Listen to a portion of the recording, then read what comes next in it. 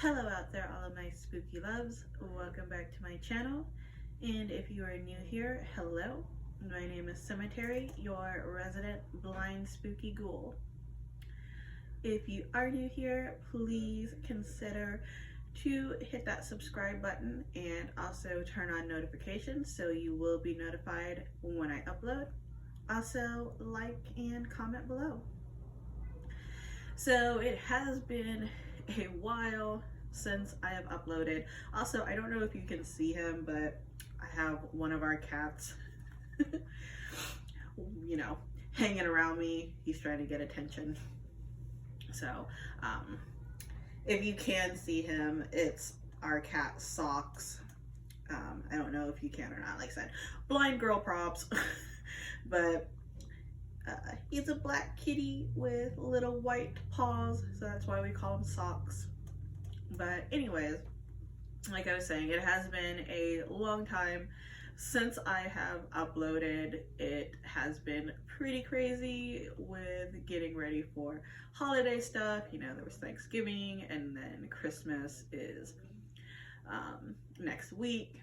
My birthday is also next week, which I may upload a video on that day, or like the day after. I might like record a video on my birthday. My birthday is on Tuesday, and I either will post it that day or the next day. But I'm thinking about doing like a birthday outfit of the day video, even though unfortunately not getting to like do anything or go anywhere. Still wanna, get dolled up and look amazing. So but I wanted to record a video, and I wanted to do another installment of my story of blindness. I did parts 1 and 2, so today I am doing part 3. So if you have not already watched part 1 and part 2, I do suggest that you go back and watch them so you're caught up. So in part 2, I had talked about that I started getting some assistive technology when I was in elementary school, such as a CCTV, which is a magnifying device. It looks like a computer monitor, and then there's like a space underneath that you can put your books and paper and whatnot, and it will magnify it on the screen for you. I also had a computer software called Zoom Text, which was another magnifying device, and it would magnify things on the computer screen. I, at this time, also started doing Braille, and I had a aide that worked with me. So, yeah, elementary school, once I started getting those assistive technology things and just things in general to help me progress through school, is when I really started experiencing bullying. And, I was called Four Eyes quite a bit because, like I had said in my first video, I wore glasses. And they weren't just, the normal glasses. They were very thick lens glasses, what are called Coke bottle glasses. So I did experience being called Four Eyes quite often. And just, just not even that, but just being made fun of, and, being told that I was weird and different because, I had these things like the CCTV, and because I wore glasses. The one time that sticks out the most to me, though, about being bullied in elementary school and just made me feel like I was absolutely nothing but just something horrible and gross, pretty much, is there was one time we were having a school assembly, and I don't remember what the assembly was for, but I just remember we were having an assembly, and if my fellow people know that, you know, went through elementary school and stuff like that. And, you know, if your schools did it, I don't know if every school did it the same way, but when we would have assemblies at my elementary school, we would have to sit on the floor. And any of my subscribers that are people that I did go to school with, obviously you guys know what I'm talking about, but we would have to sit on the floor. And, you know, there would be just lines of students sitting on the floor, you know, with your leg, you know, cross-legged. And so I was sitting on the floor in a row of students, and then there were a row of students behind me as well. And I was back a little too far. Like when you were in the rows, they wanted you to be fairly lined up. But I was a little back. So I wasn't, you know, in perfect line. And the girl that was behind me, I remember that it was a girl, her teacher, I believe it was her teacher or just another teacher, wanted her to scoot up because since I was back too far, it caused her to be back too far as well. And her teacher wanted her to scoot up some. And for her to do that, I would have had to scoot up. And at the time, I didn't know that she was talking about me. Like, I didn't know that she was, you know, well, hey, you know, you need to scoot up. Like, I thought maybe it was somebody else that, you know, would have needed to move for her to be in line. I just remember hearing the teacher say, hey, you need to scoot up. And, you know, like I said, at the time, I didn't know that she was talking about the girl that was directly behind me needing to scoot up, and then therefore me needing to scoot up as well.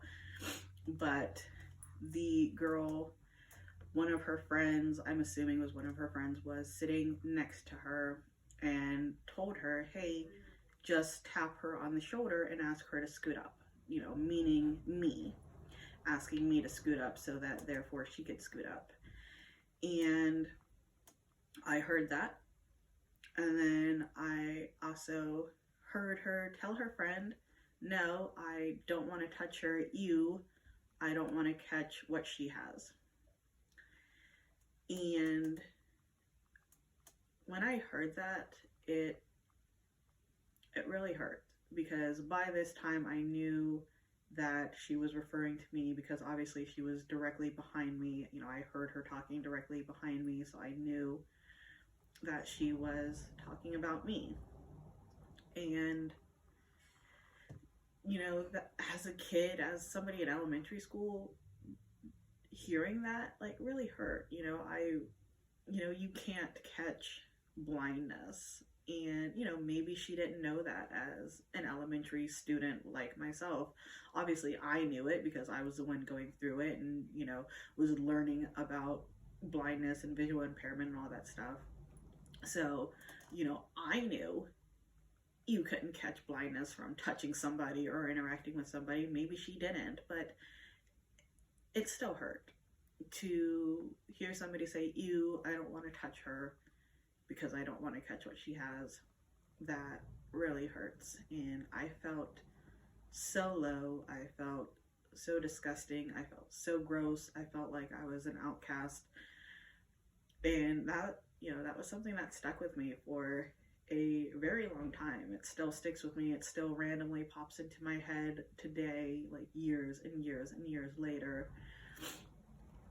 It was, you know, it was something I never told anybody. I never told my mom or my grandma, even though, you know, back then I would, after school, tell them if somebody made fun of me, tell them if somebody bullied me. But that was one thing I didn't tell them. And I don't even know why. I think it was just so hurtful to me that I just kept it to myself. But that was definitely one major moment of, you know, being bullied, I guess. Like, I don't even know if you would consider it bullying. Like, I guess it technically is. You have to let me know down below in the comments, do you guys consider that bullying or not? But it hurt. And that was, like, definitely a major moment from elementary school that I just felt like horrible and just felt so different.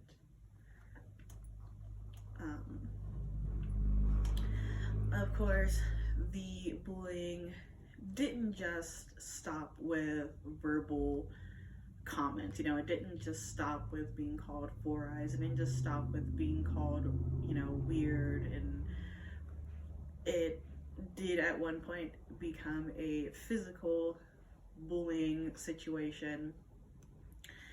And it was one day after school. I was waiting for my ride to take me home, and I was hanging out on the playground waiting for my ride. And there was another kid on the playground with me. It was a boy, and he, basically thought that he was better than me because, he didn't have a disability. He wasn't, the weird kid with these weird things. So he started making fun of me, usual thing, normal thing for me. I, get the whole verbal bullying and making fun of. But then he also started throwing like wood chips at me because we didn't have gravel in this playground. They had changed the gravel out for like wood chips or whatever it was, and he started picking it up and literally throwing it at my face. And that was, really terrifying for me as a little kid. I had never experienced physical bullying. It was always just verbal. So to have this kid attack me because I was different, because of something that I could not control, it was really scary. And that was definitely something I immediately went home and told my grandma about, told my mom about, and they went to the school, told the school about it.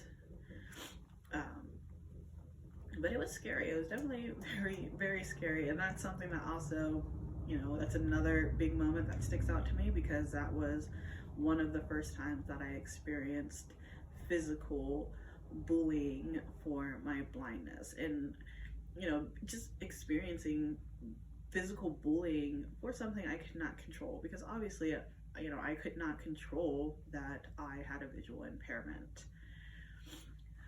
So elementary school was definitely hard. But I did continue through elementary school, obviously, and I did pretty well. I mean, I did move on to grades. In my first video, I talked about how I was held back in kindergarten, but after that, after finding out what was wrong and changing things, I was able to progress through my grades. I progressed through first, second, third grade, fourth grade. And in fourth grade, things for me changed even more. In fourth grade, that is when my vision became even worse than it already was. So when I was growing up, I was brought up Christian. I was brought up to go to church on Sundays with my grandma and my mom. And one Sunday we were at church, and me and some other kids were up front doing the morning devotions, which is basically, a song, a prayer, a scripture, and another prayer. And, I was standing up front with these other kids doing morning devotion, and all of a sudden my vision in my left eye got really blurry.